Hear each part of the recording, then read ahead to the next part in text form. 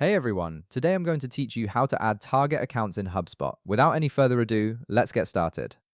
First, open your web browser and navigate to HubSpot.com. Once you're on the page, log in using your HubSpot credentials to access your account dashboard. This will bring you into the main interface where you can manage all your CRM activities and customer data. After logging in, direct your attention to the left side of your screen where you'll see the main navigation menu.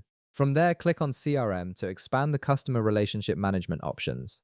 This section contains all the tools you need to manage your contacts, deals, and companies within HubSpot. Once the CRM menu opens, click on Companies. This will take you to the Companies page where all your business accounts are stored and organized. Now that you're viewing your companies list, you'll see a checkbox next to each company name. These checkboxes allow you to select one or multiple companies for bulk actions, which saves time when you need to make changes across several accounts at once. Go ahead and check the box next to the company you want to designate as a target account. You can select as many companies as you need, depending on which accounts you're prioritizing for your sales or marketing efforts. Once you've selected your company, look toward the top of the page where you'll find several action buttons. Click on Edit. This button allows you to modify properties for the selected companies without having to open each one individually, making it much more efficient when managing multiple accounts. After clicking Edit, a new window will appear showing various property options. Click on the drop-down menu next to Property. This drop-down contains all the different fields and attributes you can modify for your selected companies. From this list, click on Target Account.